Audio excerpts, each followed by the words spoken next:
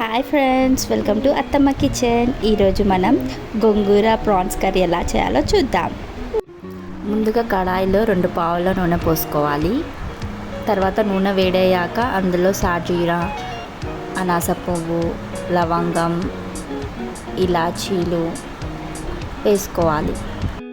అది కొంచెం ఫ్రై అయ్యాక అందులో ఆనియన్స్ ఇంకా పచ్చిమిర్చి వేసుకొని బాగా బ్రౌన్ కలర్ వచ్చే వరకు ఫ్రై చేసుకోవాలి. ఇప్పుడు అందులో అల్లం వెల్లుల్లి పేస్ట్ ఇంకా పసుపు వేసుకొని బాగా పచ్చి వాసన పోయే వరకు ఫ్రై చేసుకోవాలి.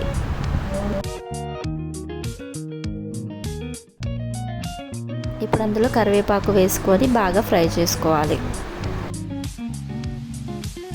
మనం ముందుగా బాగా కడిగి పెట్టుకున్న ప్రాన్స్ని ఇప్పుడు ఫ్రై చేసిన దాంట్లో వేసుకొని బాగా మిక్స్ చేసుకోవాలి.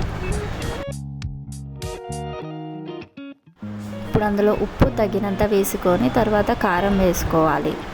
అందులోనే టమాటోలు వేసుకొని బాగా మిక్స్ చేసుకోవాలి.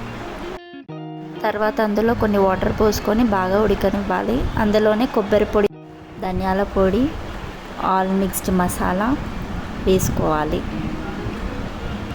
తర్వాత అంతా కలుపుకోవాలి. ఒక 2 నిమిషాలు ఉడికించిన తర్వాత అందులో గోంగూర పేస్ట్ని వేసుకోవాలి. తర్వాత మొత్తం పచ్చివాసన పోయే వరకు బాగా ఉడికించుకోవాలి. అంతే, సింపుల్. లాస్ట్లో కొంచెం కొత్తిమీర యాడ్ చేసుకొని సర్వ్ చేసుకోవాలి. మీకు కనుక ఈ రెసిపీ నచ్చినట్టయితే మా ఛానల్ని సబ్స్క్రైబ్ చేసుకోండి, లైక్ చేయండి అండ్ షేర్ చేయండి. Thanks for watching.